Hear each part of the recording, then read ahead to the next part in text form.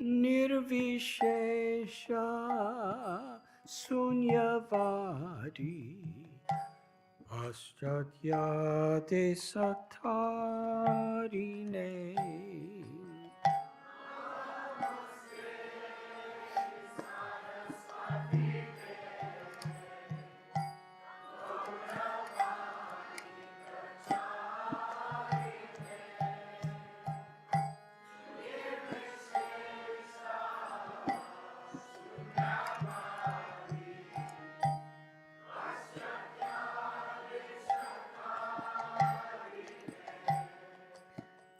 Sri Krishna Chaitanya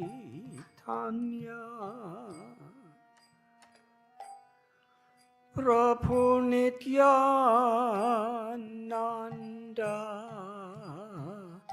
Sri Advaita Gadadhar Srivasadi Gaur Bhakta Vrinda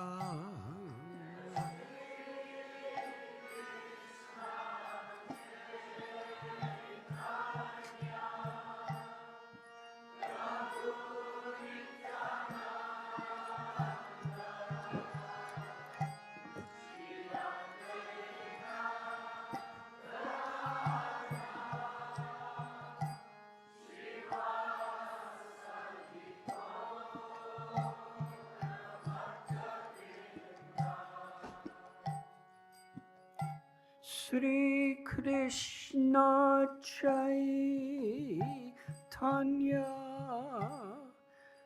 Prabhu Nityananda Sri Advaita Gadadhar Srivasadi Gaur Bhakta Vrinda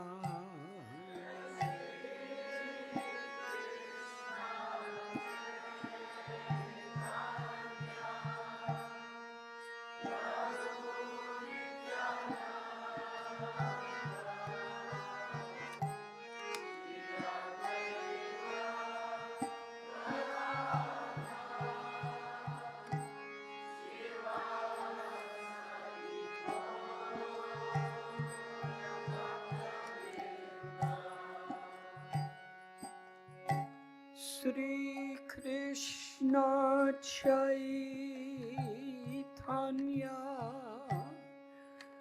Prabhu Nityananda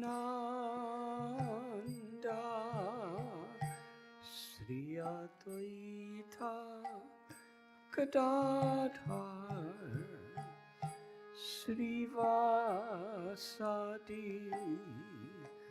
Gaur Bhakta Vrinda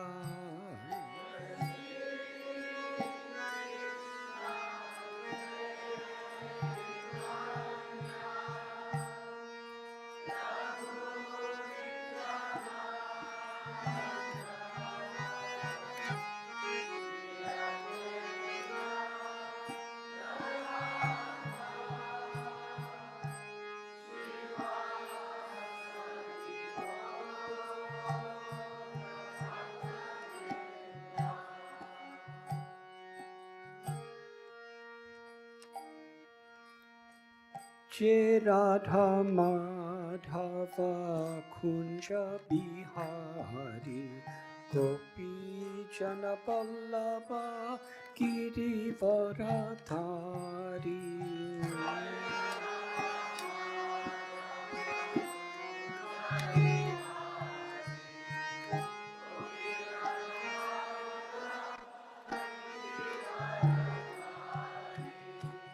Jai Radha Madhava Kunja Bihari Gopi Jana Vallabha Girivaradhari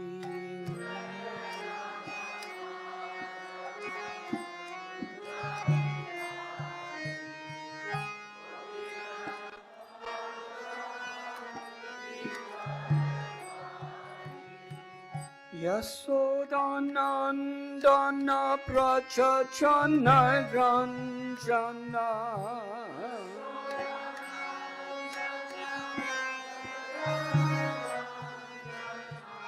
Yasodhanandana prachachana ranjana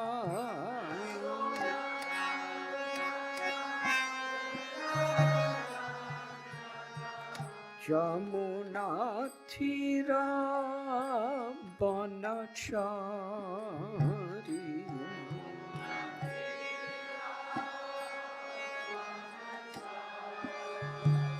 Jamuna Thira Banachari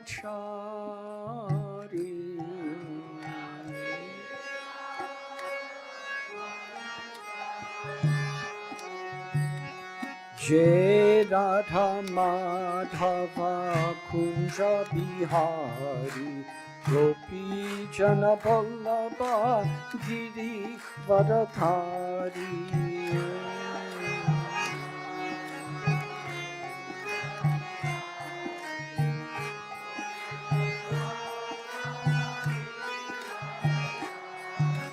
Jai Radha Madhava Kunja Bihari Gopi Jana Vallabha Giri Varadhari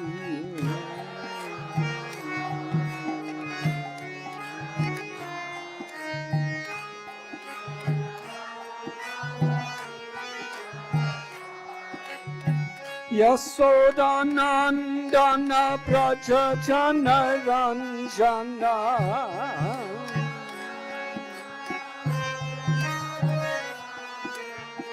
Yasodhanandana prachachana ranjana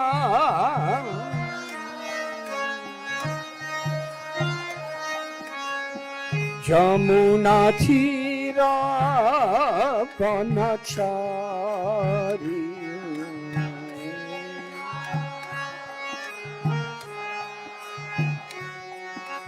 Jai Radha Madhava Kunja Bihari Gopi Jana Vallabha Giri Varadhari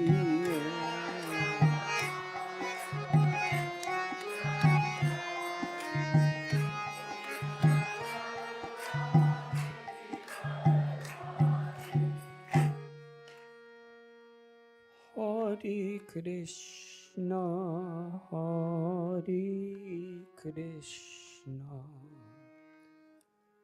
Krishna Krishna, Hare Hare, Hare Rama, Hare Rama, Rama Rama, Hare Hare.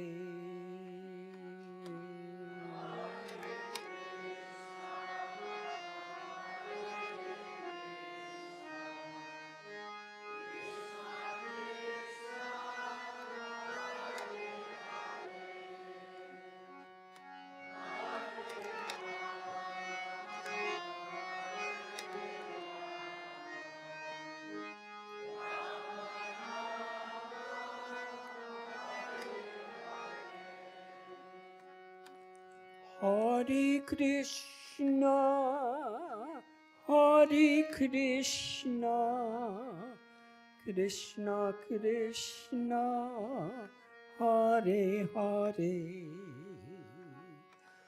Hare Rama, Hare Rama, Rama Rama, Hare Hare.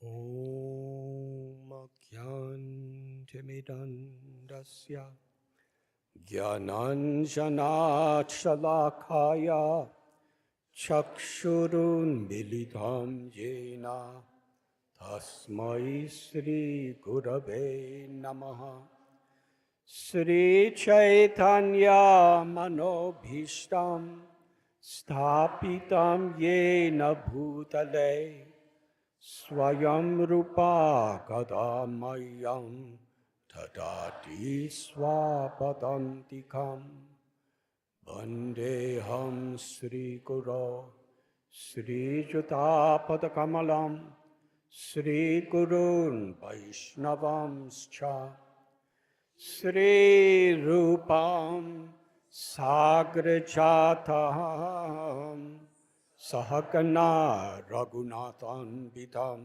Tam Sajivam Sadvaitam Savadutam Parijana Sahitam Krishna Chaitanya Devam Sri Radha Krishna Padan Sahakana Lalita Sri Vishakan Vitamscha He Krishna Karuna Sindhu Dina Bandhu Jagatpate Gopesha Gopika Kanta Radha Kanta Namostete Tapta Kanchana Gaurangi Radhe Vrindavaneshwari Vrishabhanu Sute Devi Pranamami Hari Priye Vansha Kalpatarubhyascha Kripa Sindhubhya Evacha Patitanam Bhavanibhyo Vaishnavebhyo Namo Namaha Sri Krishna Chaitanya Prabhu Nityananda Sri Advaita Gadadhar Shivasati Gaura Bhakta Vrinda Hare Krishna Krishna Krishna Hare Hare Hare Rama Rama Rama Hare Hare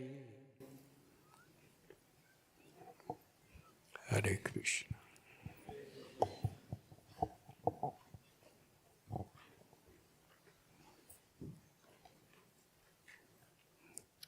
I am sincerely grateful to be in this holy place, Sri Bhaktivedanta Manor, with all of you as we are beginning to observe and celebrate the month of Kartik. Thank you for coming.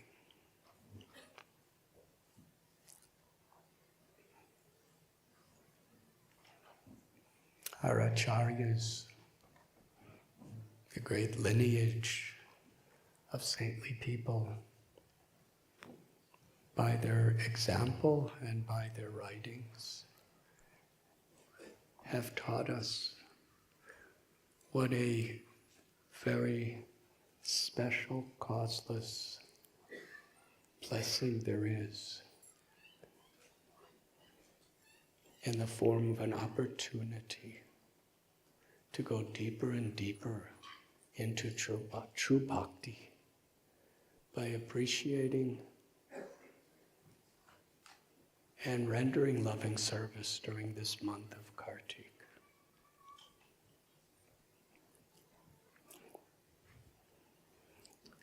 As Krishna takes the form of a deity and Sri Radha Gokulananda, as Radha and Krishna take the form of the holy names in sound vibration, Hare Krishna.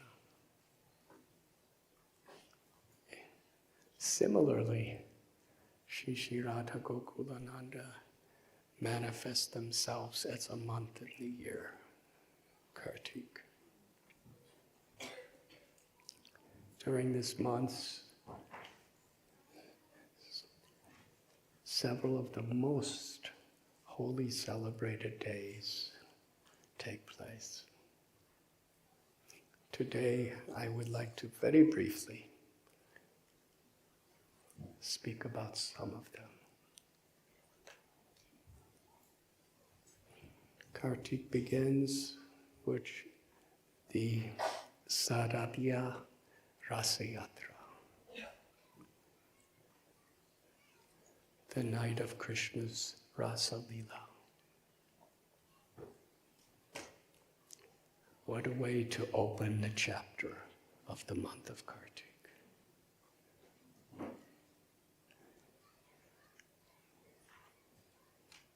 Among the Vedic literatures, the Srimad Bhagavatam is the essence, the cream, the topmost. And within the Srimad Bhagavatam, it culminates with this Rasa Lila. Srila Prabhupada was quite emphatic that before approaching this beautiful pastime, we understand its pure spiritual nature. Sukadeva Goswami, who was completely aloof, transcendental, and detached from everything of material existence. Before his birth even, he was Brahman realized.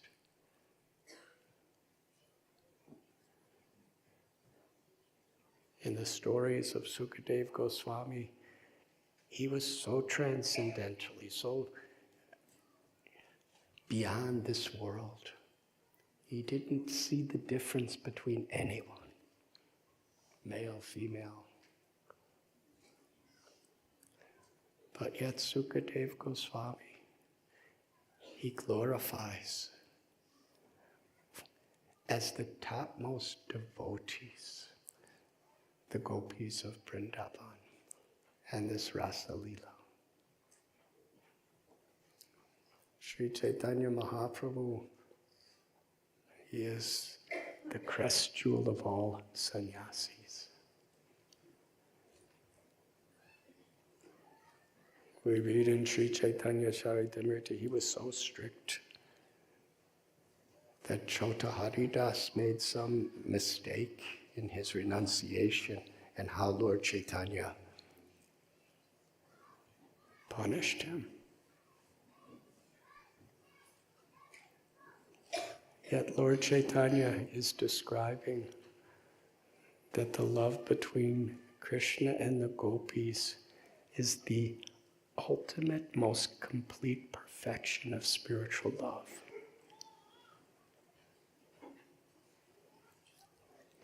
Rupa Goswami, Sanatana Goswami, Srila Raghunath Das Goswamis,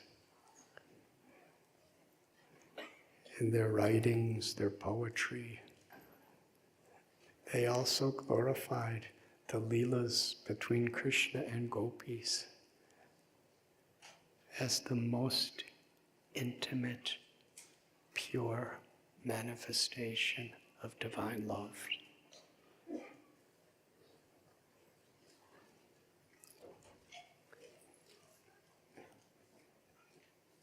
The gopis' love for Krishna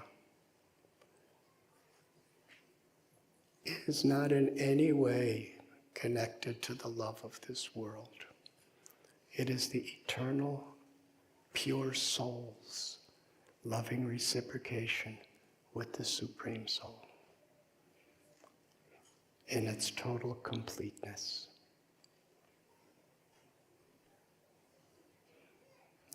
We read in Srimad Bhagavatam how the gopis, they loved Krishna so much, they wanted him to be their husband. And they performed the worship of Katyayani.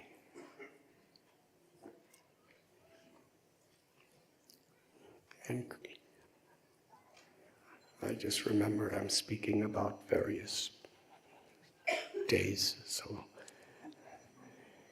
Krishna wanted to completely fulfill their desires. And to reveal to the world the glories of the gopis, bhava, or pure love. He chose what is considered the most beautiful night of the year. The full moon night of the Sharad season. By his own Yogamaya potency, when the moon rose on the horizon of Sri Vrindavan, the golden aura that was emanating from it was so absolutely beautiful and intoxicating to the body, mind, and soul.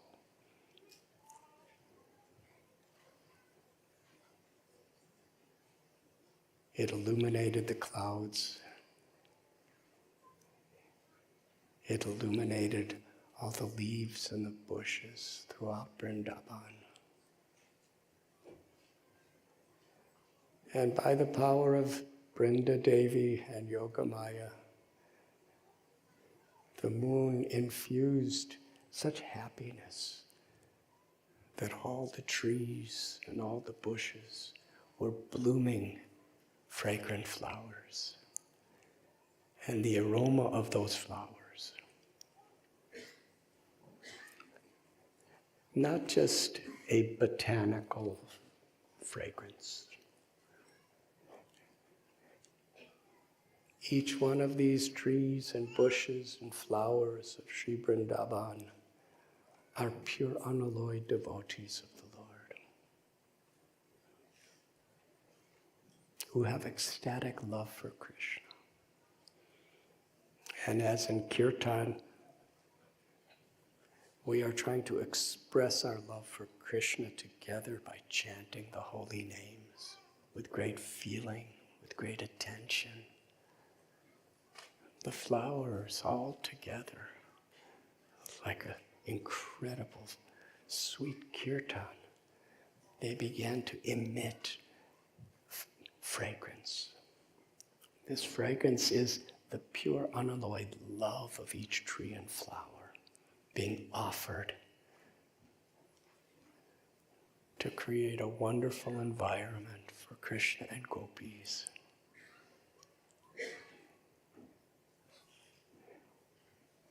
With the moon rising, Krishna stood under a tree called Bamsibat, a banyan tree on the bank of river Yamuna, and played upon his flute.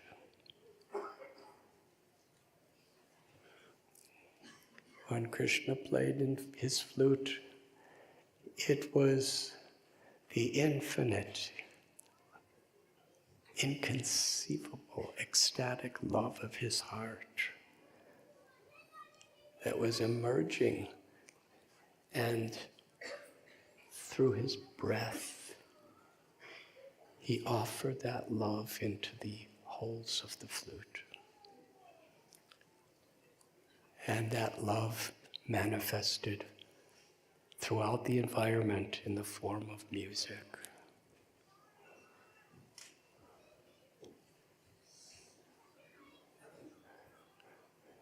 We all know in this world how people are attracted to music.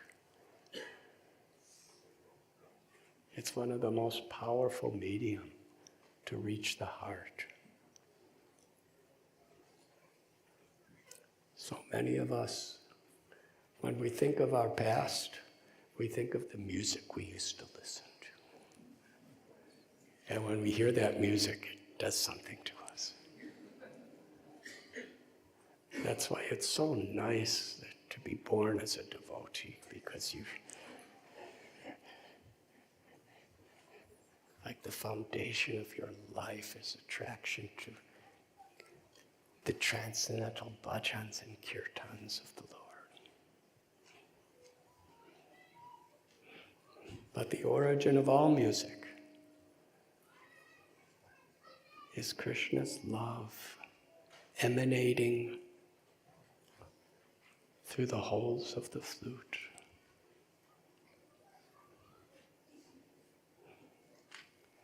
It permeated all of Vrindavan. Sukadeva Goswami describes when that beautiful song of Krishna's love entered into the ears of gopis like nectar and filled their minds and filled their hearts and absolutely filled their souls.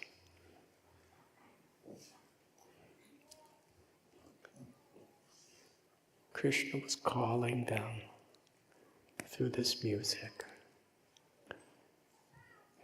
And the gopis, it is explained, they felt that the song of flute entered into their hearts and stole everything away with it.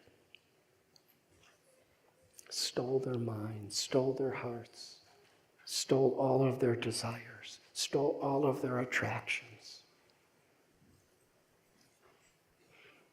And they felt they cannot live unless they go to Krishna and ask for Krishna to return that treasure to them.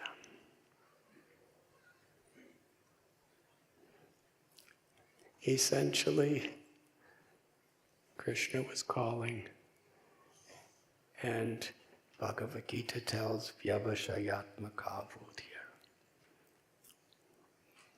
Those who are on this path, they are resolute in purpose and their aim is one. The gopis personified this. Their only aim, Krishna's calling, to please him.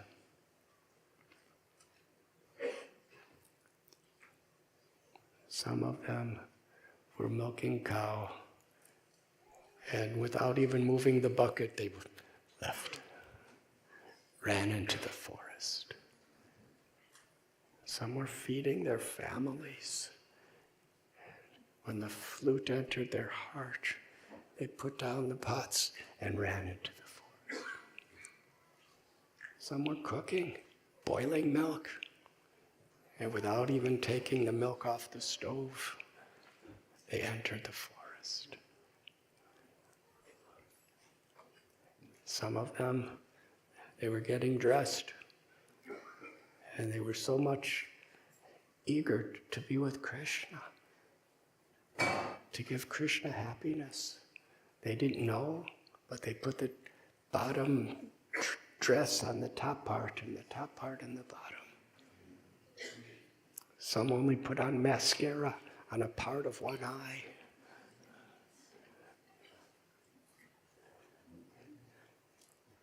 Whatever they may have been doing. Some, as they were running out of the door, their fathers, their mothers, some of their husbands forbade them to go. The gopis could not hear anything except Krishna's flute calling them. And it is described that some were forcibly kept home. And in purports of our beloved gurus, is described these gopis, they were not absolutely 100% perfectly pure in ecstatic love for Krishna. But when they were restrained from entering into the forest, they meditated upon Krishna in separation, longing to be with him. And that longing and separation was fueling the fire of their love. in such a way that that fire completely burned into nothing whatever desires they may have had other than loving service to Krishna. They became completely purified. It is described they left their bodies. Not that they died, but any conception of an attachment to the physical body or anything of this world, they left that. And the next time Krishna performed his Rasa Leela,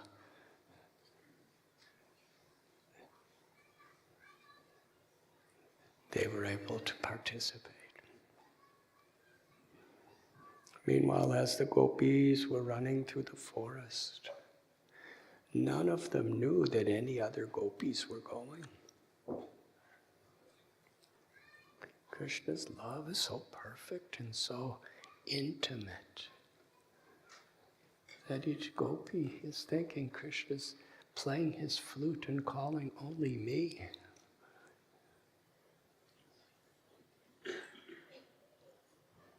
And as the night was becoming a little darker,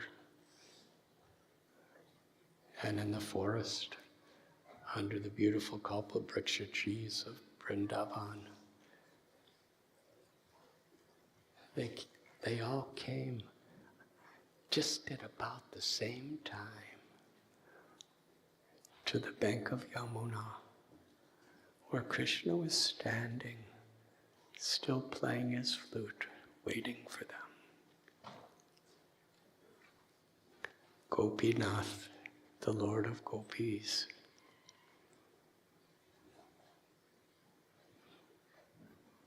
upon seeing Krishna's beautiful form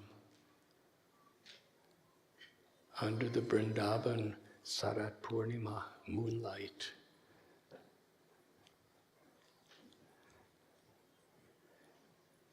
the gopis surrendered their lives. And Krishna smiled upon them. He expressed his great pleasure that they had come. They had literally given up everything. Some of gopis, as they were leaving, they were threatened. You are ruining your reputation forever, and we will never, ever allow you to come back into this house. They didn't philosophically analyze what they should do. Their love for Krishna, there was not a question. It was the love of the soul for God. How much Krishna appreciated. And he expressed it. He told gopis, now you have come and you've seen the beautiful moonlight in the forest of Vrindavan. And we have met in this holy place on the bank of the Yamuna. Now you must go home, because it is only proper. For the sake of Dharma, for the sake of your safety, you've risked your life already, you should go home. And as Krishna was speaking these words, the gopis were silently drawing curved lines with their lotus toes in the sacred Chintamani dust of Vrindavan and looking down. And they replied to Krishna. Among their beautiful words and prayers, they expressed that the only reason we could love anyone, the only reason anyone could have any love for anyone is because you are in their hearts, the Paramatma. And the jiva is part and parcel of Krishna.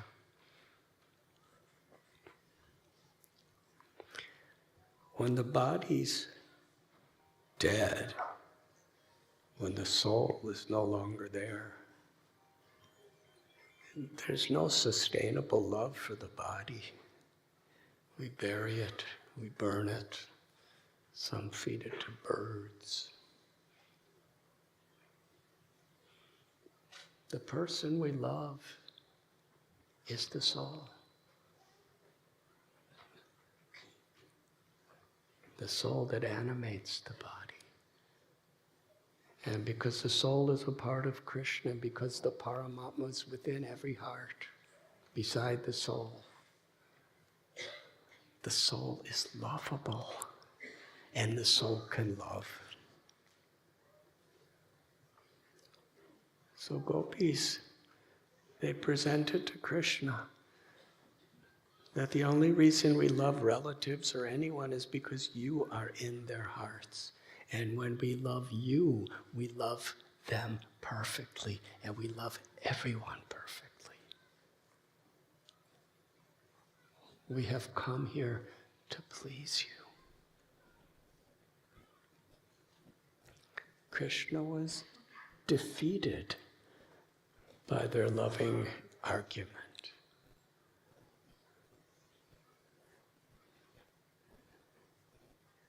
And Krishna began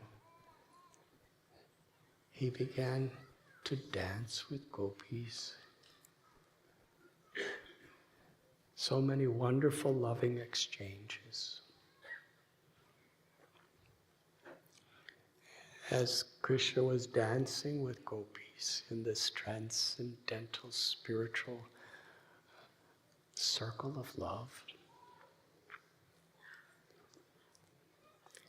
each gopi is thinking of all these others who are so qualified and so glorious. Krishna chooses to dance only with me. And each gopi is thinking like that. Krishna is Rasa Bihari. He is Rasa Raja. He is the connoisseur of the highest loving exchanges.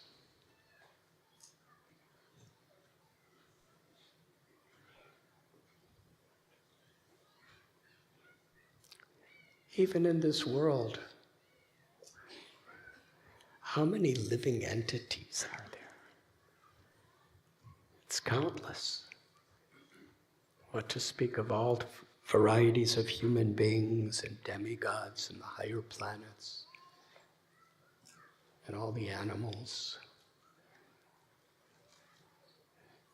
and all the birds, the lizards, the insects, and the bushes and the trees and the plants, and even little bacterias. There's a Paramatma, Krishna's personal expansion in the heart of wherever there's life. And each Paramatma is a very personal friend for you, just waiting for you to turn to him.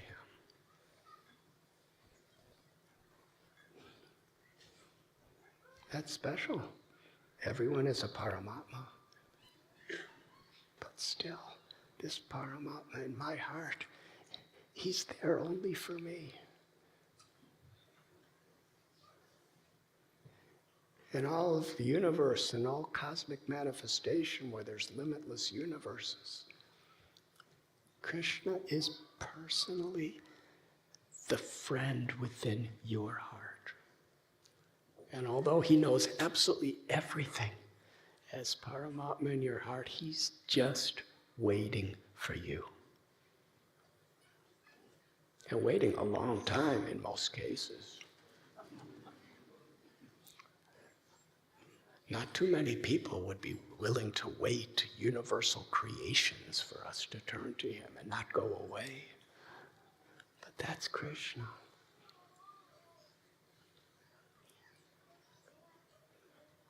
Krishna manifested his love for his devotee in such a way that each gopi is thinking, Krishna's dancing only with me. So intimate and so personal. And everyone is thinking like that. How much happiness. Krishna's gazing only into my eyes.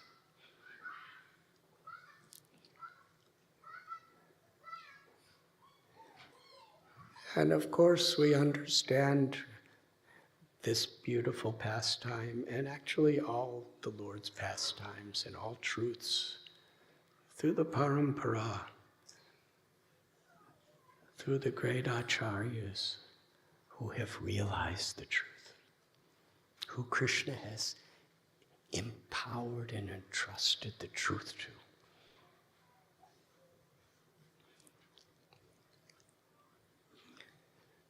The gopis were so proud of Krishna.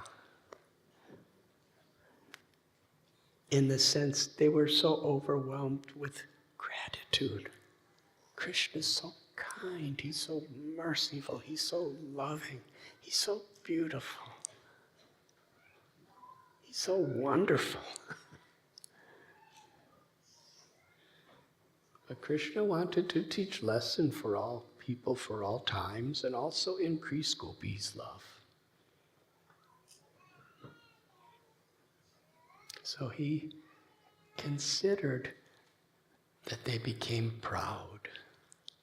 They became proud that they have Krishna alone. And suddenly, simultaneously, Krishna, while dancing with all gopis, suddenly disappeared.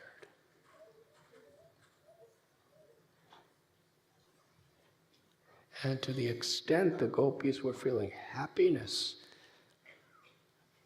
in the presence of Krishna, they were feeling deep, deep, deep pangs of separation when he was gone.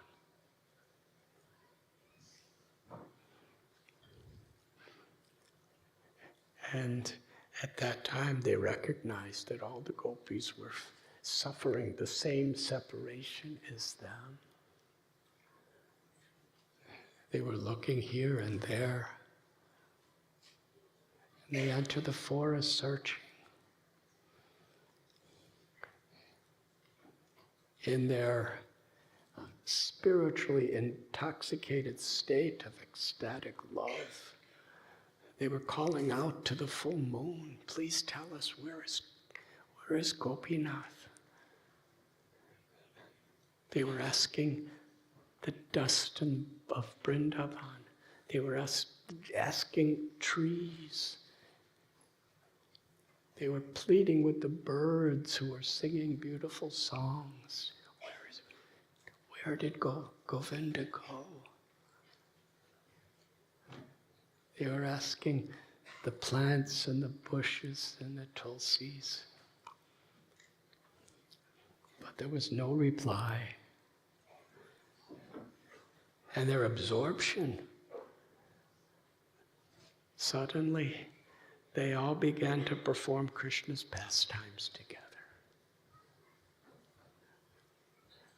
One would take the role of Krishna, and one would take the role of a demon, and they would perform just the same pastime as Krishna. One became Yashodamaya and tied Krishna with ropes. And one broke the trees with the wind and grinding water. One was dancing on another gopi who was Kaliya. In this way, they knew nothing but Krishna. Sometimes we perform dramas, and we see how they affect people. This is like the ultimate drama. They weren't just acting. They were just totally absorbed. These pastimes were manifesting from their souls.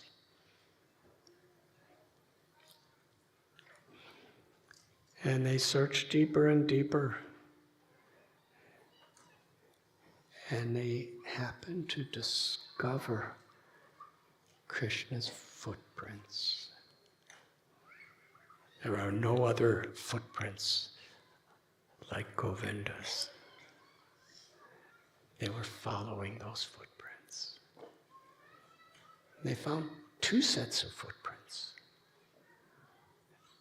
And as they were all together searching, they were making commentaries among each other.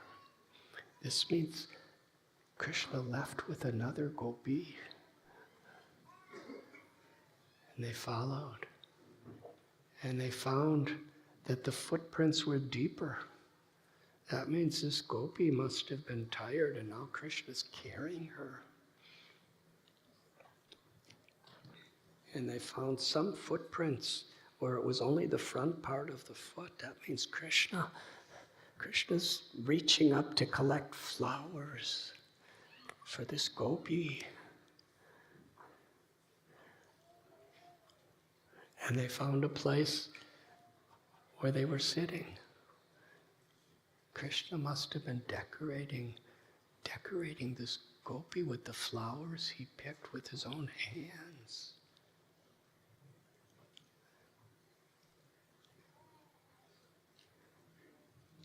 And then that beautiful verse, of all gopis, of all lovers, this gopi is the best. She worships Krishna with the deepest love. And this is actually the culmination of the essence of all Vedic literatures, all Dharma, all religion. It's revealing the supreme love of the topmost of all gopis, Krishna's Ladini Shakti, Srimati Radharani. Our acharyas describe, there are various Puranas and Vedic literatures describing Srimati Radharani's supreme position. But nowhere so perfectly as in Srimad Bhagavatam.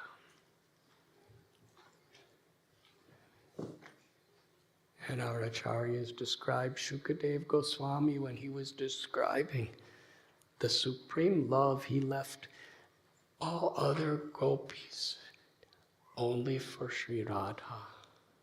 He couldn't even say her name. Because if Sukadev Goswami would have directly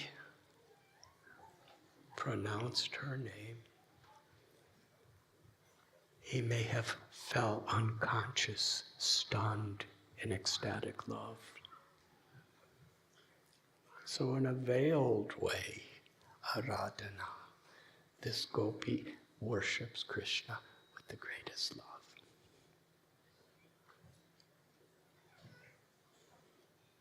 And then in the moonlight of the forest, they found Srimati Radharani sitting and crying in separation. And she explained that she began to feel proud that Krishna left everyone only for me. So Krishna left her.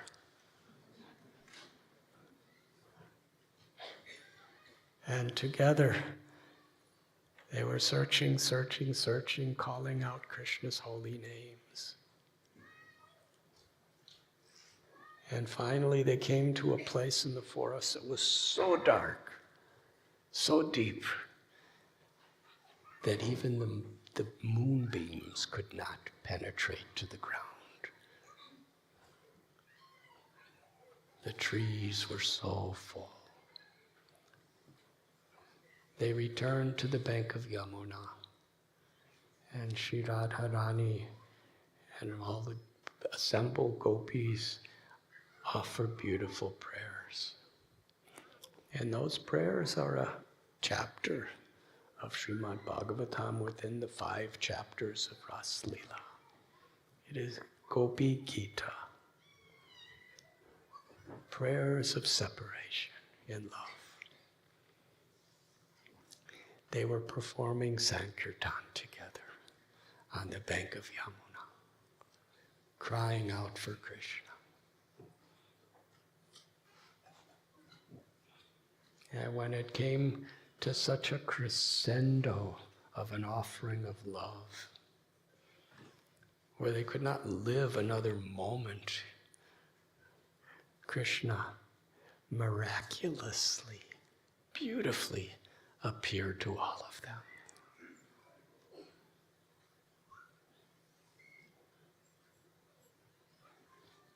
They offered Krishna a seat and they sat together. And there was a beautiful discussion where the gopis were asking Krishna essentially, why did you leave us? And Krishna explained, I left you only to increase your love for me.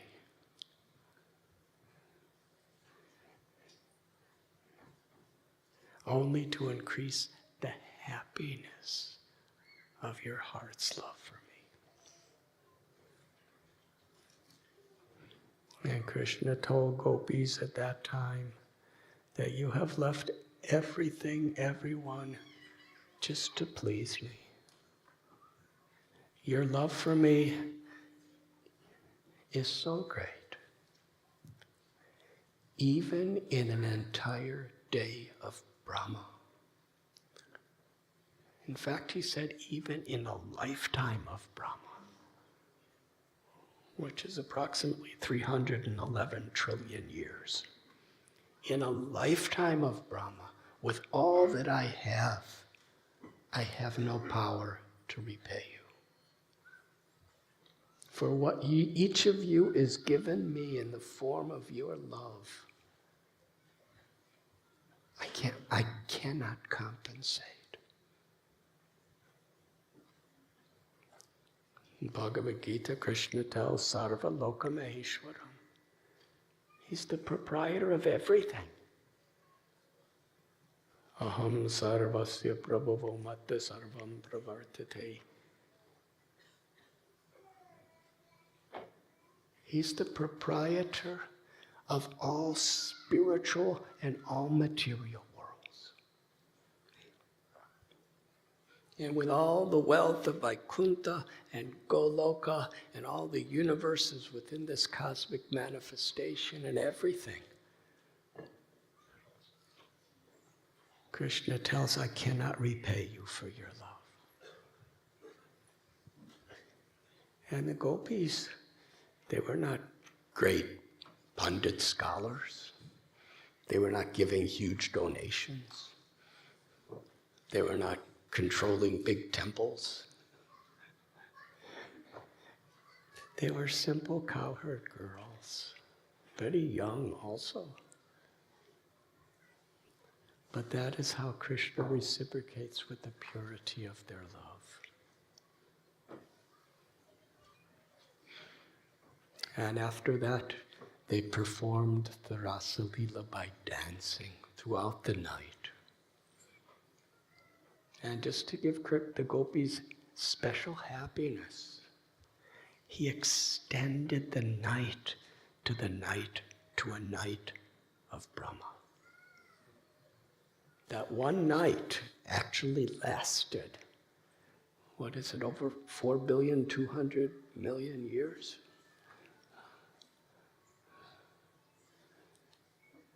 How do you do that? It's inconceivable. But that's why Krishna's God, because he's inconceivable. They danced for 4,200,000,000 years that night. And they didn't get tired. They didn't go to sleep.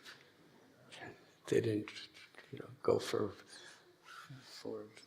lunch or anything. They're absorbed. And at the end of that beautiful night of the rasa dance, the gopis returned to their homes. And by Krishna's Yogamaya powers, one night became a night of Brahma, and one night of Brahma became one night. So when they returned home, it's not that everyone was dead.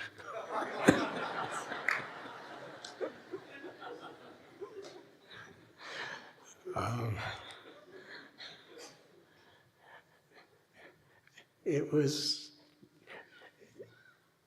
so beautifully arranged that by the power of Krishna's love, all the family members forgot that the gopis even left. They were thinking that they were just at home the whole night. And when they woke up and saw gopis, they all, good morning.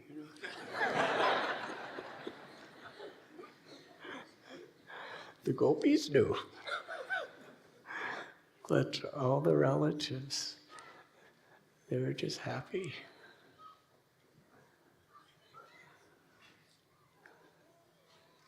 And this is Rasa Leela. And Sri Chaitanya Mahaprabhu describes that of all saints and all pure devotees in the spiritual world, the gopis' love is the highest because it is the most inclusive. When Sri Chaitanya Mahaprabhu met with Srila Ramananda Rai on the bank of Godavari River, this was revealed. First, Lord Chaitanya came to Godavari and he saw it as the river Yamuna. And the forests around it he saw as Vrindavan. And according to the suggestion of Srila Sarvabhauma Bhattacharya, he waited for Ramananda Rai.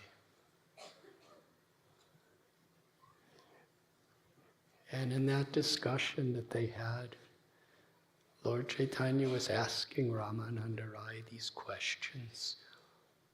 What is the highest perfection of life? And Ramananda Rai was giving perfect answers every time. To perform your duties with love for God, according to the dharmic principles. It's a service to the Lord. Lord Chaitanya said, that is external. Tell me something more. And he went higher and higher, deeper and deeper into realizations of God consciousness. He came to the point of pure, unmotivated, uninterrupted love of God, sarva dharman parityaja, complete surrender. And Lord Chaitanya said, that is good, but tell me more. And he described, ultimately, the love of the cowherd boys who consider Krishna their friend. Vrindavan is beyond even love of God. The great commandment, the perfection, the essence of every religion is to love God with unmotivated, uninterrupted devotion. But when one is so pure in that love, Krishna wants to give them deeper experiences of intimate service. Krishna appears to his cowherd boyfriends not as God, but just as Gopal, the most beautiful, playful friend. They're playing games with Krishna. and dancing with Krishna and wrestling with Krishna and stealing butter with Krishna and herding calves and cows with Krishna as equals. And Vatsalya Ras, Mahaprabhu said, tell me more. This is very good, but tell me more. Or Krishna you love Krishna as your own child. And Srila Prabhupada explains that to love God as your father, that's a mood. The child is always expecting things from the father.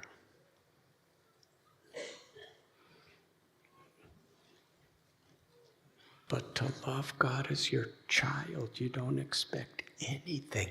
You simply want to give, and make him happy. Vatsalya Bhava. Mahaprabhu said that is very good, but there must be something more. The love of gopis, they love Krishna in pure, ecstatic love as a lover.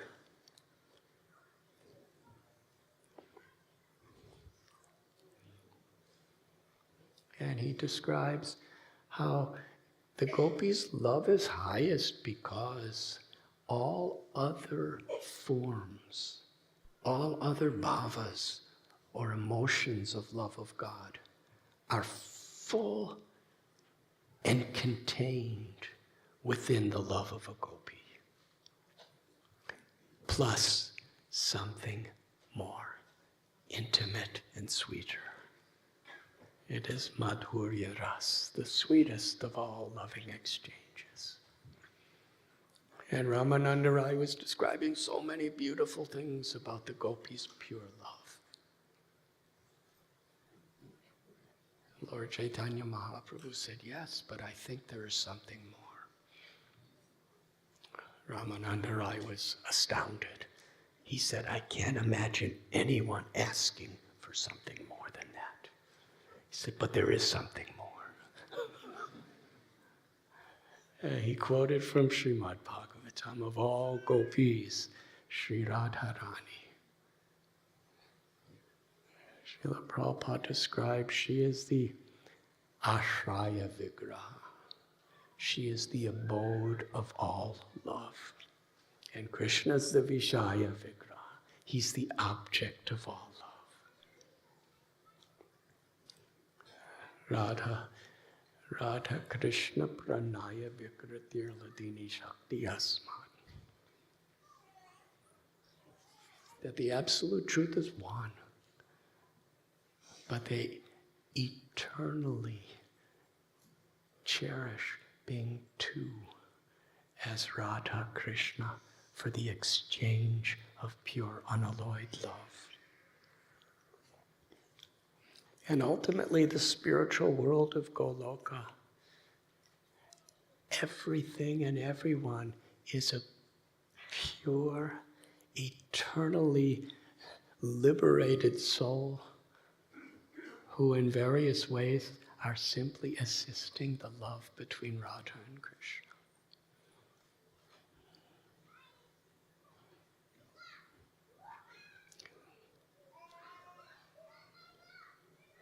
And Kartik begins with Rasa Lila. And interesting, who is among yogis, who is the personification of bhakti? Usually people think Hanuman. Well, in Lord Chaitanya Mahaprabhu's Leela, Hanuman becomes Murari Gupta. And today is also the disappearance day of Murari Gupta.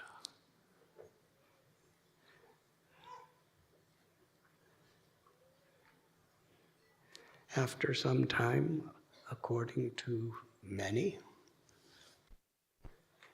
in the month of Kartik is the appearance day of Sri Radha Kund.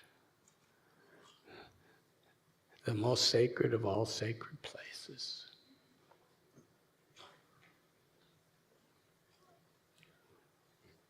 When Radha and Krishna and gopis assembled for Rasa Leela near Govardhan Hill, the demon Aristasura came in the form of bull. And Krishna slayed Aristasura. And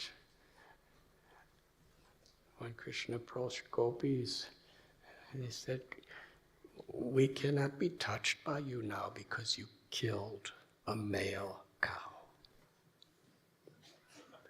Krishna said, "It was a demon. He would have killed all of us if I didn't kill him." They said, "That's true, but still, he was a cow. So you should bathe in all the holy places." So Krishna put his heel into the ground and made a hole, and then he called all the holy places in the universe to come. And they all personified, introduced themselves to the gopis just as evidence. And they all put their waters into Krishna's footprint. And that became Shamakund. Krishna bathed in it. And then he told gopis, because you sided with a demon, now you should take bath. You should come into Shamakund and bathe. And gopis, they said, "We're not going in that because that's contaminated by your sins." So they began to make a little kund with their bracelets, their bangles. They were digging, and they were bringing water from Manasi Ganga. And Krishna saw all this, and he told the little hole that they made, he told all the holy rivers, please. And they all looked at Srimati Radharani, and she gave her approval. And they filled her kund, Radha Kund. And Krishna proclaimed this Radha Kund is none different than you. It is as dear to me as you. Anyone who bathes here will be given your love. So actually just hearing this pastime with faith, we are bathing in Radha Kund.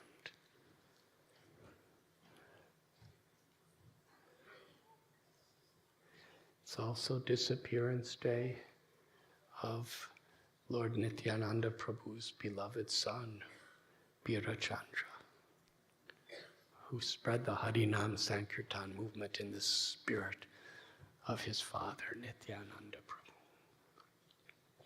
During month of Kartik will be the Ram Ekadasi. This is very special, sacred day for us. It is the day that His Divine Grace, A.C. Bhaktivedanta Swami Prabhupada, completed Sri Chaitanya Charitamrita.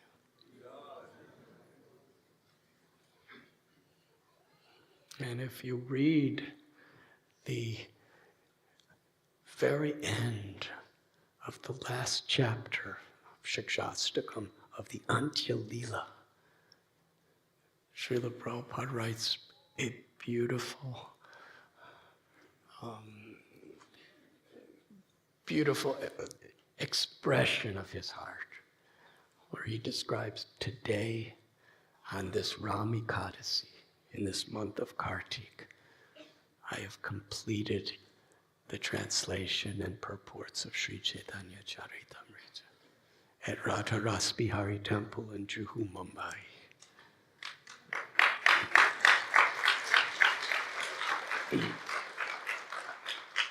And as I'm speaking this, I think I'm going over time, I'm sorry. But Tonight is 4,200,000,000. In Krishna's Leela. But in 1974, was it, when Radha Gokulananda was installed? 73. In 1973, on Janmashtami. And the next day, on Srila Prabhupada's Vyas Puja, he was giving an address to devotees who had come from all over Europe and all over the world for this special event to glorify Srila Prabhupada. And he quoted a verse from Sri Chaitanya Charitamrita. And nobody had seen it because it wasn't yet published. And Srila Prabhupada said, you will be happy to know that Sri Chaitanya Charitamrita has just been published. And all the devotees were cheering. And Srila Prabhupada said the credit goes to Pradyumna Prabhu, Pradyumna Das. He said, my beloved disciple Pradyumna, because he has done the hard work. And his wife Arundhati has done such hard work. And he was giving credit to them. And he began to give credit to so many of his devotees, expressing his profound gratitude. But it is in the month of Kartik, Raumi Kadasi, that Srila Prabhupada completed Sri Chaitanya Charitamrita.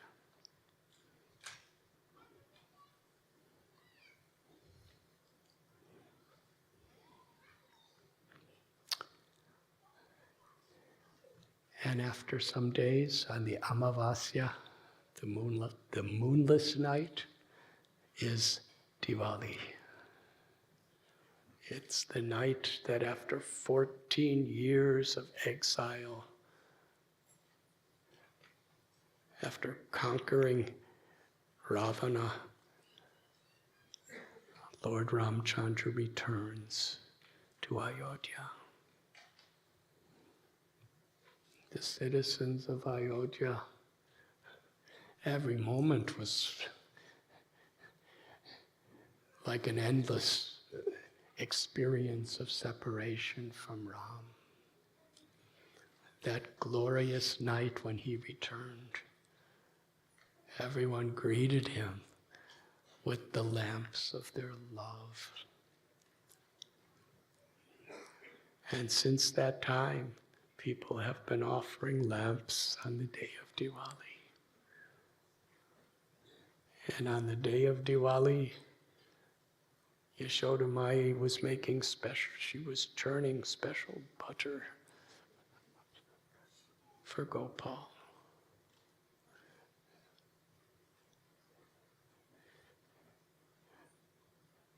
Gopal is stealing butter from other gopis' houses. She wanted to put so much of her most intensified, absorbed motherly love into that butter that Krishna would be satisfied and not go to other gopis' houses to steal. At early morning, she was churning. And as she was churning, she was chanting Krishna's names and glories and chanting beautiful prayers describing his qualities. And flowers were falling from her hair. And her bangles were keeping like a rhythm to her singing. And she was so absorbed in loving feelings toward Krishna that milk started coming out from her. And when that happened, Krishna, who was sleeping, he wanted to drink that milk. So he woke up and he ran to where Yashoda was. And he stood between her and the churning rod and demanded, I want to drink your milk.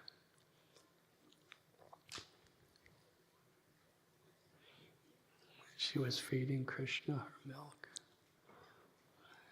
And we know story. As she was doing that, there was milk from the cows that was being boiled on the stove. She was preparing something very special for Gopal. And somehow or other, the fire was thinking, or the milk was thinking, Krishna is so satisfied with Yashoda's milk, he'll never drink me. Because the milk is a pure being, a pure lover of Krishna. So the milk decided to just enter into fire and boiled over. And Yashoda Mai, for Krishna's milk, she put Krishna down to get the milk and take it off the fire. But Krishna wanted to perform another pastime. He feigned to be angry with his mother for putting anything as a priority over his service. So he took a stone and broke the pot she was making butter, and it spilled on the floor. And then he went into another room. And Yashoda Mai came by, and Krishna was not there, but footprints are very important. She started following the butter footprints of Gopal. And when she went into the courtyard, she saw Krishna was standing on top of a wooden grinding mortar to reach the butter in a pot. And he called the monkeys and the cowherd boys of Vrindavan, and he was feeding the gopas and the monkeys. And she picked up a little stick, not to hit him, just to teach him by showing it.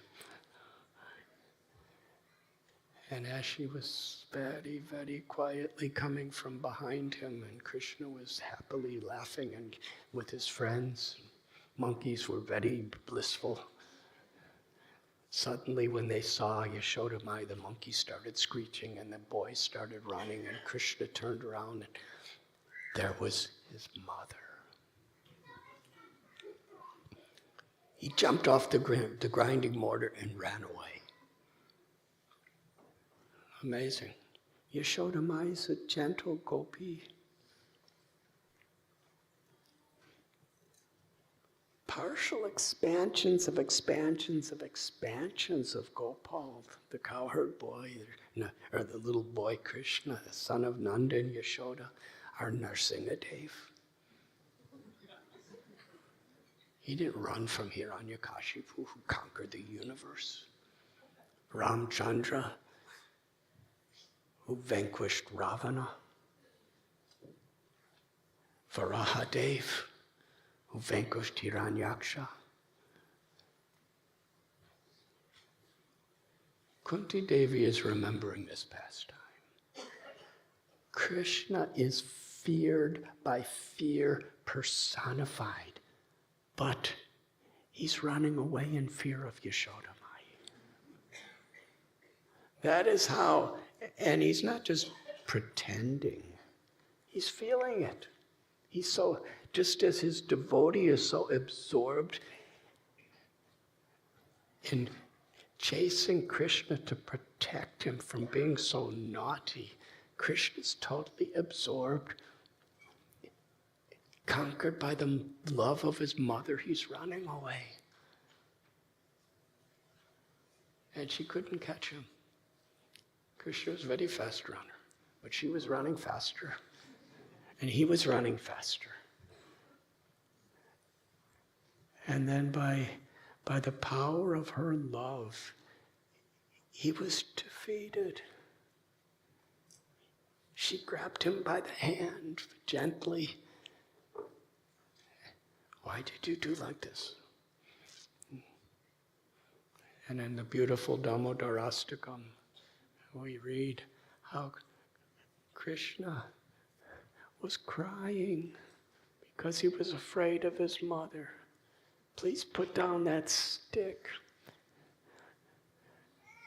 And she decorated his eyes with kajal, this blackish mascara. And his beautiful nectarine, ecstatic tears were becoming blackened in color and decorating his body.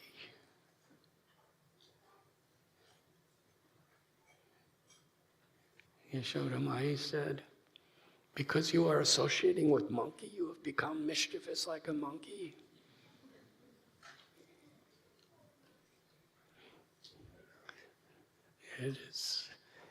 It is explained that when Lord Ramchandra, he fought with Ravana's armies in Sri Lanka to rescue Sita. And besides Lakshman, it was only monkeys that were helping him. And he could never really repay them. So he brought them to Vrindavan to take the form of Vrindavan monkeys, where he repaid them by giving them the sweet nectarine butter that was churned by Yashoda Mai. And it was then that Yashoda Mai, she had other chores to perform for Krishna's pleasure and to protect Krishna from more mischief. She took a rope to put around his waist.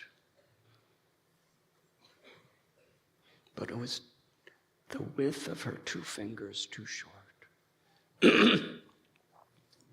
She tied that rope to more rope.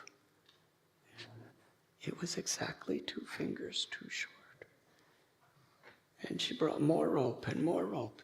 And knowing what was going on, other gopis came and they were bringing all the ropes from their homes. And there were so many ropes. It was a festival of ropes. All gopis were together, just tying ropes together and tying more ropes together. And Yashoda was taking it and putting it around Krishna's waist. And it was 2 fingers too short. The ropes were getting bigger, bigger, bigger, bigger. But Krishna's waist was still like this, the same. How is that possible? Just earlier in Gokul, Krishna was only a little over 3 years old when this Leela was happening. When he was even younger, Yashoda Mai saw the entire universe in his mouth. And his little mouth didn't get bigger. But yet, inconceivable potency.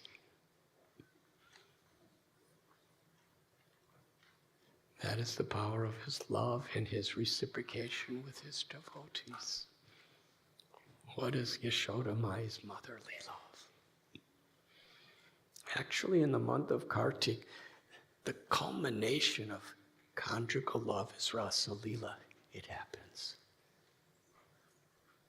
And the culmination of Vatsalya Bhav, the parental love, is manifesting in this month in the form of this Damodar Leela. The love of Yashoda and Krishna. And seeing his mother's great efforts to satisfy her, to show the whole world that he's conquered by love of devotee, he agreed to be bound. Yashoda Mai tied him to the wooden grinding mortar, who was an accomplice in his mischief. And when she went to do errands, Krishna thought, now I will do something even more mischievous. And he crawled. And as he crawled, the wooden grinding mortar was being pulled behind him. A little 3.5-year-old child. How is this possible? And he saw 2 massive trees in the courtyard of Nanda Maharaj in Gokul. And he remembered that Narada Muni, his great devotee, had actually cursed Kuvera and Nala Kuvera, two associates of the treasure of the demigods, because they were so proud. He cursed them to be trees. But because it was the curse of Narada, it was a blessing, the ultimate blessing. And this was long before. Little Gopal's a baby, but he's remembering his devotee Narada to fulfill his promise that these two trees would be blessed by Gopal. So he crawled between them and pulled on the grinding mortar, and it caused both of the trees to fall to the ground. They were massive trees with very, very deep, broad roots. You can imagine the tumultuous sound.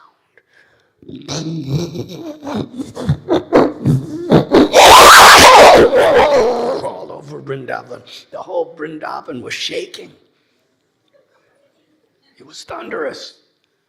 Nanda Maharaj came running with the cowherd boys, and they saw these two trees uprooted into the ground, and each one was just inches from Gopal, who was tied to a mortar. Jiva Goswami and his Gopal Champu give such beautiful descriptions of this pastime.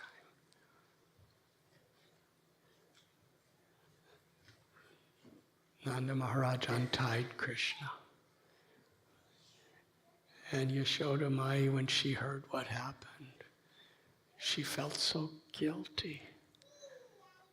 Nanda Maharaj asked Krishna, "Who tied you?" Krishna said, "My mother."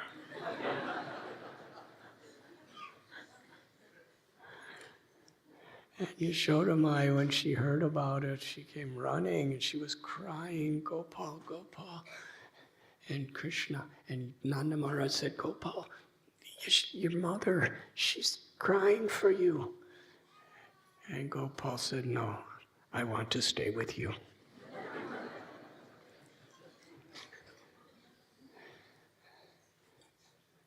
And Rohini Devi described to Krishna that your mother is not going to live. She's feeling so much guilt over what has happened. And then Krishna jumped off the lap of Nanda Maharaj and went running with his arms out reach, crying out, "Mata, Mata, my mother, my mother." And Yashoda Mai ran to Krishna, and Krishna jumped into her arms. And she fed him her milk, which kind of brings us to the beginning of the story. That's all Krishna wanted.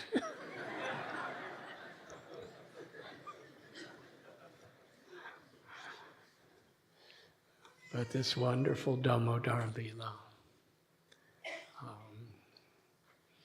will be celebrated in Kartik. And every night during Kartik, we offer beautiful lamps in honor of this wonderful pastime. These lamps represent the burning of our desire to love and serve Krishna. It's not a ritual. Offering lamps in Damodarastakam. It's not just a puja externally. The lamp represents the prayerful desire of our heart to give ourselves completely in the loving service of the Lord.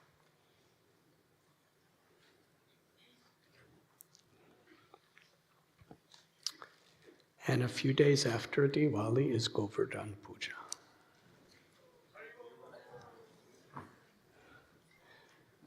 It's 9:05.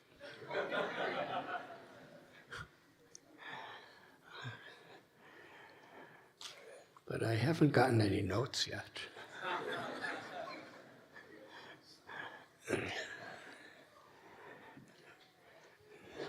This is the day, perhaps the most, and actually during the month of Kartik, we have the Rasa Lila, which is the culmination of Madhurya Ras. We have Damodar Lila, which is the culmination of Vatsalya Ras.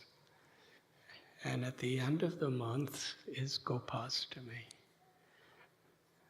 which is very much a culmination of Krishna's Sakya Ras, his loving, playful friendship with the cowherd boys. So everything in its fullness and perfection is celebrated during this sacred month of Kartik. And when we put all of these rasas together, all of these loving relationships, we have Govardhan Puja.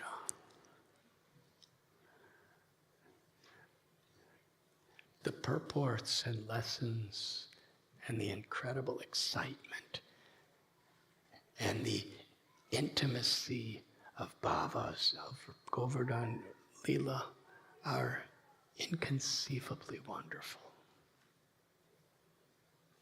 And at the same time,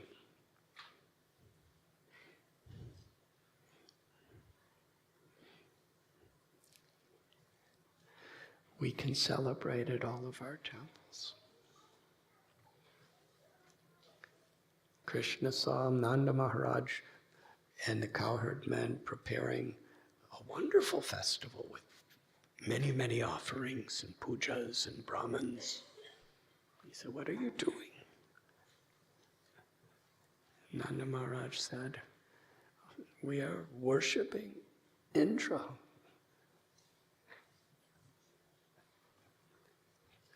Traditionally, for many generations, we have been doing this Indra Puja.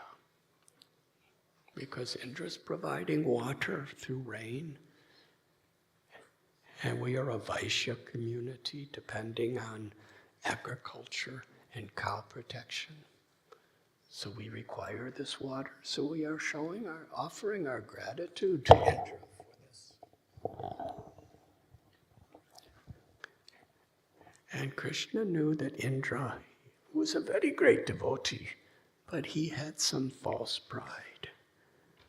Krishna wanted to completely crush that pride. He said, "Why? We don't need this Indra. Indra can only give you what's the reward of your karma.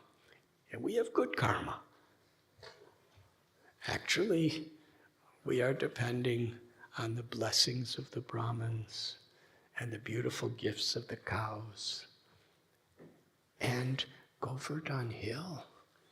Govardhan Hill is providing so much beautiful water and grass and happiness for all the cows and all the residents of Vrindavan. So let us take everything Indra is supposed to get, all arrangements, and offer to the Brahmins, the cows, and Govardhan Hill." And Krishna told them exactly how to do. And they performed this wonderful Govardhan Puja, where there are literally mountains and mountains of wonderful bhoga and lakes of liquid bhoga. It was miles and miles of food being offered to Krishna, not to Govardhan. And suddenly, in front of everyone, a beautiful, enormous form of Krishna was on Govardhan Hill. And he proclaimed, "I am Govardhan Hill. And I'm here to accept all of your offerings." And within a moment, Govardhan, with many, many arms, mountains of rice and mountains of puris and mountains of ladus and lakes of paramana, sweet rice, and so many things, sabjis and chapatis. Within a moment, he ate it all, and everyone watched him. And there was nothing left. And he asked for more. Aniyor, give me more. But the entire stock of everything was offered. It was gone. He ate it. Now, when we offer to Krishna, he eats it. He eats the love, the devotion within it, but the food is still there. But on this day, there was no, he ate the food too. There was nothing. And he was offered one tulsi leaf. With love and devotion, he said, I am satisfied. And then suddenly, everything manifested again. And Krishna, along with the gopas and the gopis and the cows, they all did parikrama. They circumambulated Govardhan Hill. The first Govardhan parikrama in all of history, led by Krishna. And it was all organized by Krishna. As they were all walking around the Govardhan, they were all singing the beautiful glories of Gopal. And everyone was very happy, except Indra. He felt really embarrassed and insulted. So he sent the rains of universal destruction upon Vrindavan. These massive clouds were ordered to send thunderbolts, winds, and massive rains to flood and devastate everything. And the Brajavasis were helpless. They came to Krishna's home and said, Gopal, we're about to be destroyed. Please help us. And look, your cows are in distress. And Krishna smiled. He said, follow me. And he went to Govardhan Hill.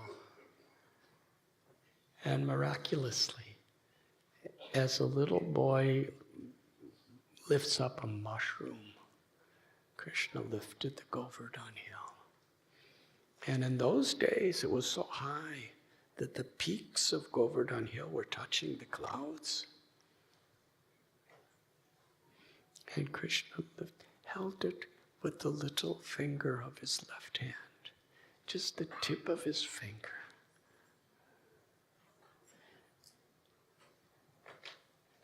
And all the Brajavasi community with all of their animals and everyone, they all gathered on their Govardhan Hill.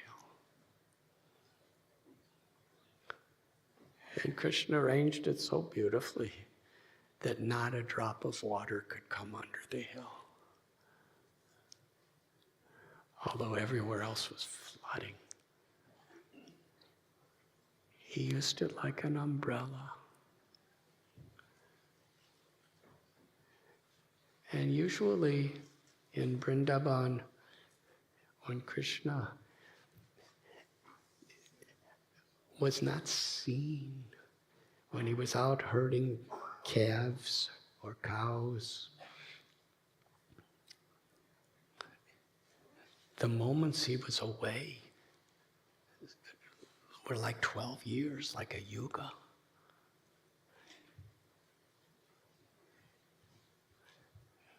But for 7 days and 7 nights, everyone, the gopas, the gopis, the cows, the peacocks, everyone was with Krishna 24 hours a day. And Krishna was gay as he was holding Govardhan Hill, gazing upon all the devotees. Every devotee on all sides were feeling Krishna's personally gazing only upon me. And through that gaze, his infinite love was filling their hearts. It was the ultimate festival. Just seeing this beautiful darshan of Giridhari, the lifter of Govardhan Hill. And through his glances and his smiles, he was Madhurya Ras, Vatsalya Ras, Sakya Ras, Dasya Ras, Santa Ras. He was fulfilling everyone's innermost desires.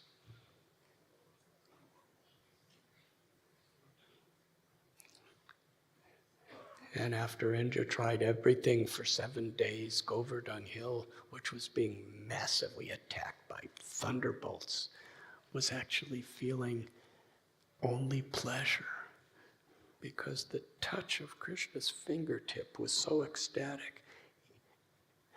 All the thunderbolts and the rains and the winds were insignificant in comparison.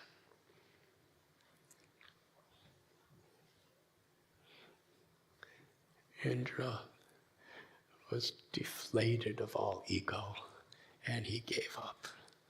And Krishna put this, he told all the cowherd boys and cowherd men and gopis, now you all go home. The sun has risen, the rain has stopped. Nobody wanted to leave. But by Krishna's will, they left. It's described by Jiva Goswami that the cows, they were leaving, but then they couldn't leave. They all ran back and gathered around Krishna, the fragrance of his body, the beauty of his form, the sweetness of his smile. But Krishna, with his glance, he herded them to go back to the Goshalas. And then he put Govardhan Hill back to the ground. And Indra was feeling he had committed such a great offense. Now he understood that Gopal was the supreme absolute truth, Bhagavan, the personality of Godhead. And he went to Brihaspati. Brihaspati said, you are a fool. And he went to Brahma, and Brahma said, you are a fool. But you can go to Surabhi, because Krishna loves the cows. If she asks for him to forgive you, then he will forgive you. So the King of Heaven, with all of his majesty, he humbled himself before a mother cow. And she felt pity for him and brought him to Vrindavan. And when Krishna was all alone, he was alone not to further embarrass Indra. And Surabhi said, here is Indra. Krishna ignored him, but he was very happy to see Surabhi. She said, please give your mercy. And Krishna acknowledged Indra, and he surrendered and offered beautiful prayers.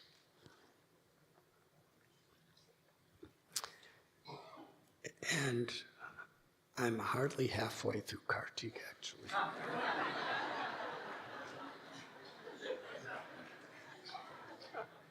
I was just planning, actually, to read the list. But on the Dwadasi, after Govardhan Puja, one of the most beautiful pastimes, where Nanda Maharaj went to bathe in Yamuna after the Ekadasi fast, and that's when Varuna captured him and brought him to Varuna Loka.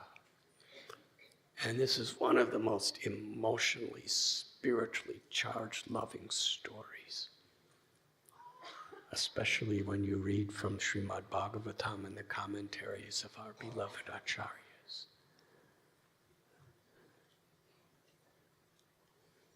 Suddenly, Nanda Maharaj goes in Yamuna. It's still dark out. It's really early morning with cowherd men. And then they all come out, and Nanda Maharaj is not there. They're looking everywhere for him.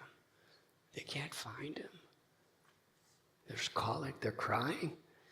And soon Yashoda Mai comes running, and Nanda Maharaj isn't around, and Krishna comes, and Balaram comes.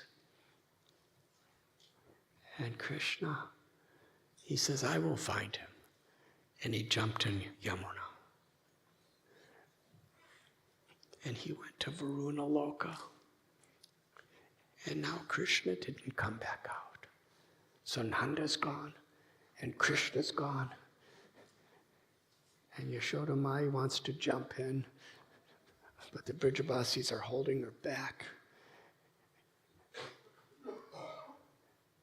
And just beautiful descriptions. What is Yashoda Mai's separation? Not knowing, is he dead? Are they gone forever? And Srimati Radharani and the gopis and all the cowherd men and everyone, the whole of Vrindavan is searching and searching. But now they're gone. And Krishna's been in the underwater for so long.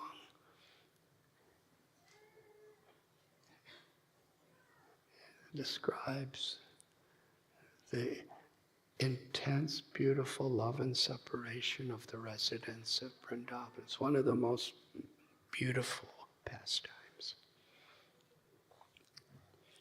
And Krishna goes to the beautiful kingdom of Varuna.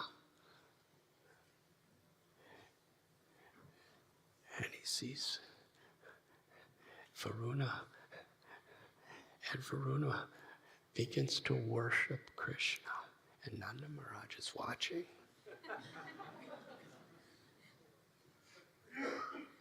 Varuna Loka is one of the most opulent heavenly places in all of creation. And Varuna is very powerful. He's really a king of kings. And he's humbly bowing down, doing dandavats to Krishna, and praying to Krishna, and offering pujas to Krishna. And Krishna said, I'm looking for my father. And Varuna said, here he is. He was sitting on a nice throne.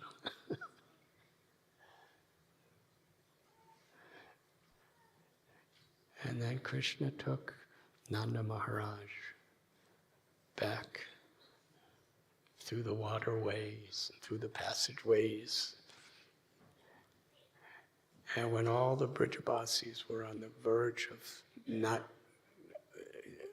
not able to survive at all, at that moment, Krishna appeared with Nanda Maharaj. What celebration there was on that day. And Nanda Maharaj told the cowherd men, our little Gopal, he's so mischievous and everything like that. But yet Varuna was worshiping him as the supreme God. I saw it with my own eyes.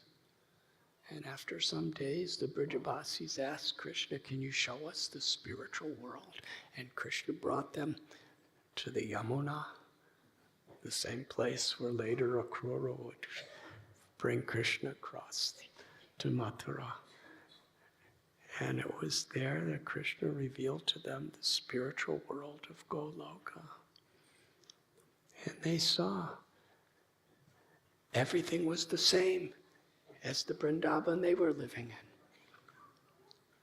But then they saw some personified Vedas offering prayers, and they were thinking, if they're here, Krishna's not going to jump in our laps and play with us.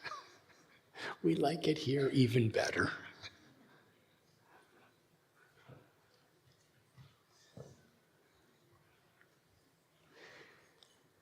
In the month of Kartik,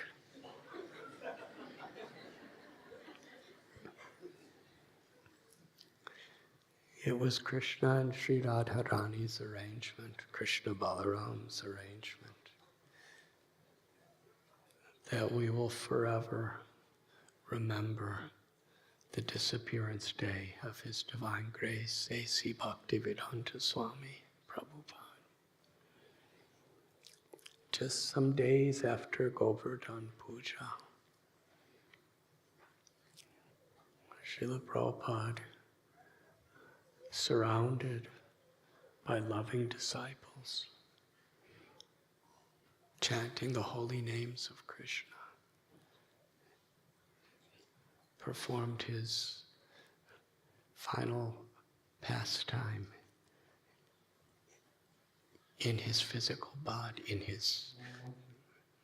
in the form that we knew in this material world.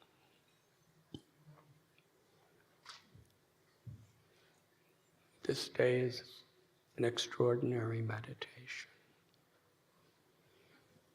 Srila Prabhupada lived in Vrindavan, at Bamsi Gopal Temple and then Radha Damodar Temple for several years. Vrindavan was his home. 69 years old. Why would he leave Vrindavan?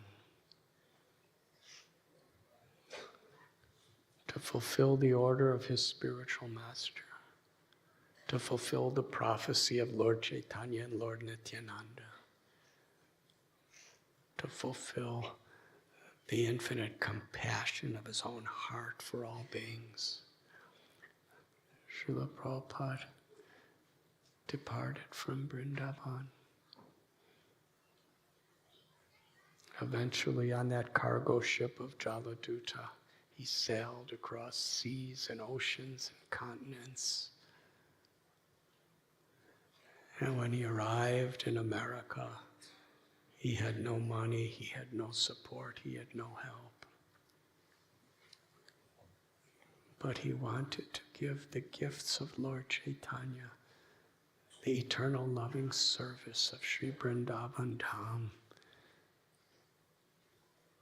through the Harinam Sankirtan movement. And he traveled around the world 12 times or more.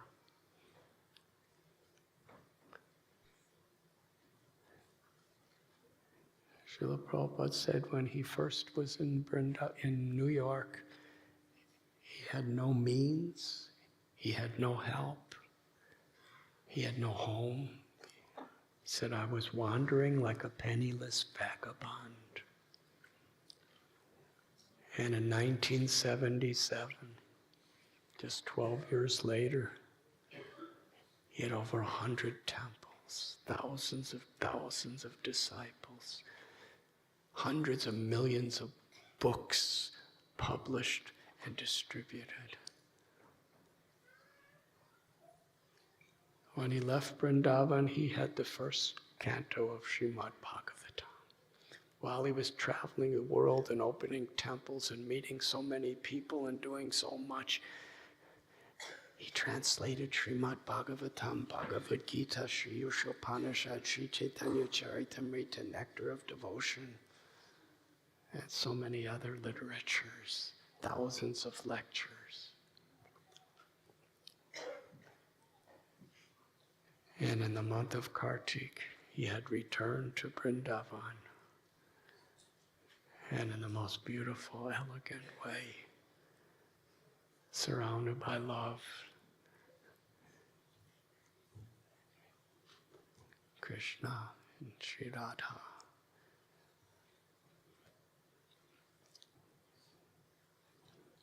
manifested this Leela of his disappearance day. In Kartik is Gopastami. When Krishna was small, he was given charge of calves. And when he was just coming to his Poganda age, Nanda Maharaj and the Gopas, the cowherd men, they had a meeting that it was astrologically auspicious for Krishna to now be given charge of cows. And it's Gopastami that this special ceremony took place. And Yashoda Mai was so worried. The cows are so big and Krishna's so small. She made Krishna special shoes. And Krishna said, unless you make shoes for every gopa and every cow, he was given charge of 900,000 cows. And each one has 4 feet or 4. So 900,000 times 4. He said, I cannot have more than, I'm serving the cows, I cannot have more than them. So Yashoda Mai's heart was breaking. Krishna's going to be barefoot, no umbrella, nothing for the sun. And she kept massaging him and bringing him prasad. And Krishna said, I'm taking care of cows, so I will be protected. And it was on this day, these beautiful stories that revolve around this wonderful pastime. In Vrindavan, it's a glorious festival. Almost every temple has a celebration where they honor Krishna's cows.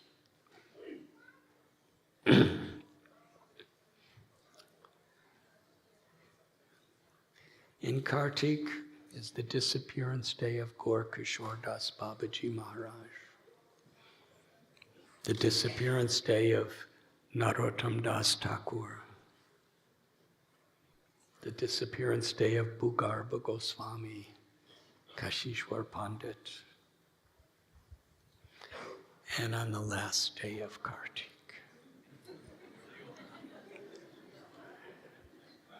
It is the day of the marriage of Tulsi and Shalagram.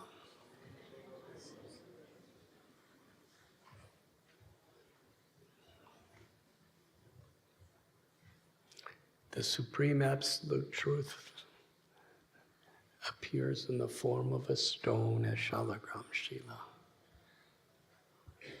And Brinda Devi, the very personification of bhakti, appears as the Tulsi plant. And I'd like to just share one little story.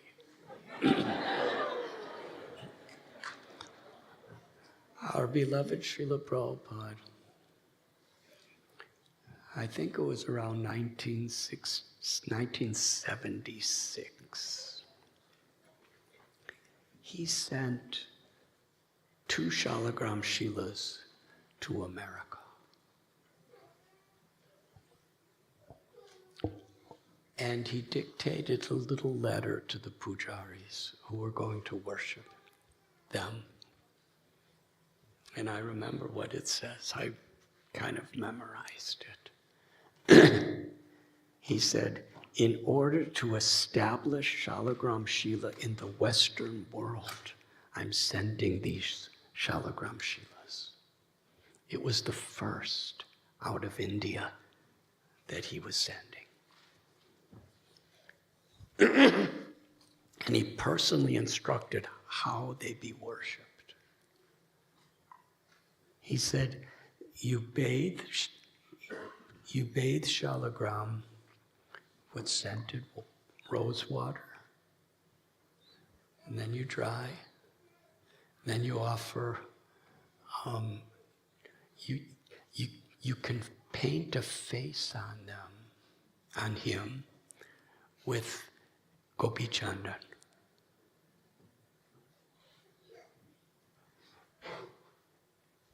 And then you place sandalwood pulp, Chandan, on his lotus feet with Tulsi. And Srila Prabhupada there emphasized, he said, first class Shalagram worship means with Tulsi leaves. And he said, and you can also offer a dhoti, a chadar, a crown, and a flute. Srila Prabhupada was saying, all the Shalagrams is Krishna. The flute.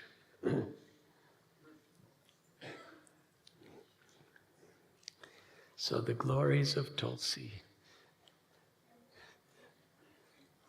Tulsi represents bhakti. She is the personification of bhakti. And on this Kartik Purnima, the last day of Kartik, is the Sri Krishna Rasa Yatra, where we celebrate another Rasa Leela of Lord Krishna. Begins with Rasa Leela and concludes with Rasa Leela. But one more thing.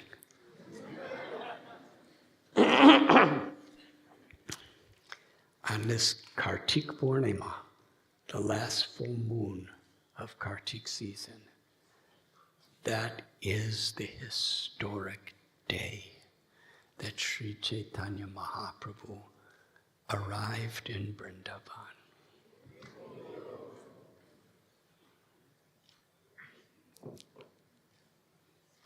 We know how Sri Chaitanya Mahaprabhu,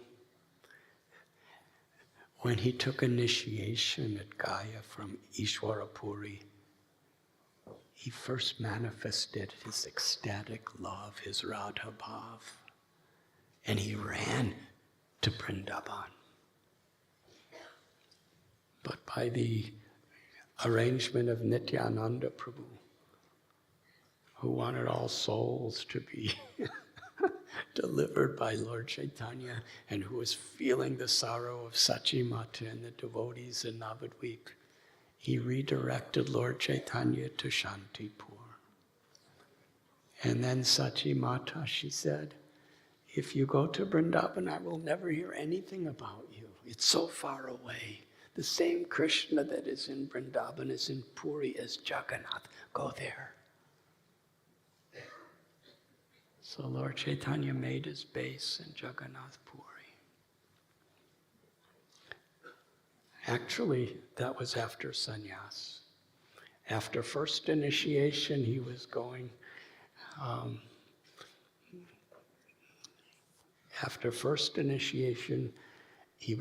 to Vrindavan from Gaya, and the demigods, I'm sorry, I told the story different. The demigods instructed him to go back to Navadvip to establish the Sankirtan movement. So he somehow or other, he tolerated his deep separation from Vrindavan to come to Navadvip to establish the Sankirtan movement for all of us. And then later, to expand it even more, he took sannyas, but after sannyas, he was going to Vrindavan again. And then Nityananda Prabhu brought him to Shantipur, and Sachimata asked him to live in Puri. But he was expressing to his devotees his longing to go to Vrindavan. But they were always trying to stop him because they were thinking if he goes, he may never come back. And for several years, they were making, Srila Prabhupada says, tricks to keep him from going.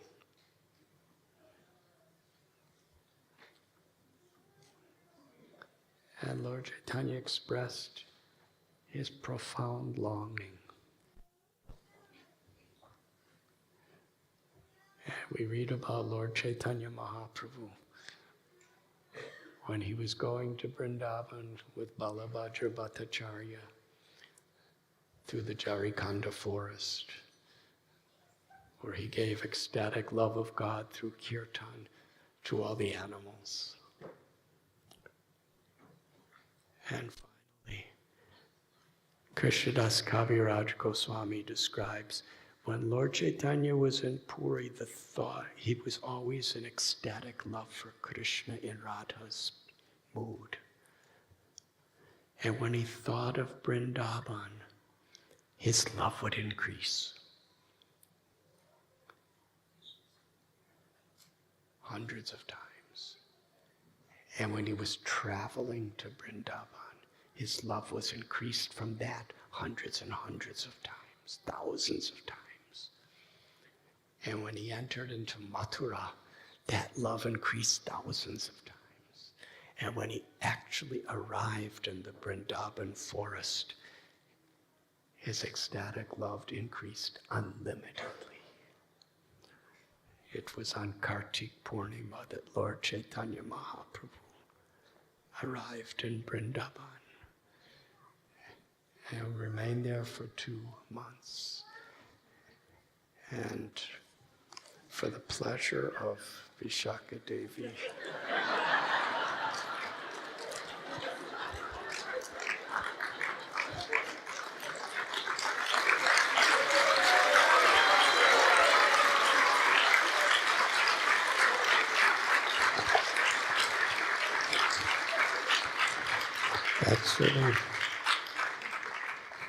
Actually, Vishaka Prabhu, I was just waiting for you to give darshan to all of us. Thank you very much. Loud Haribols and gratitude to Radhanath Swami for such a beautiful, beautiful presentation about the month of May.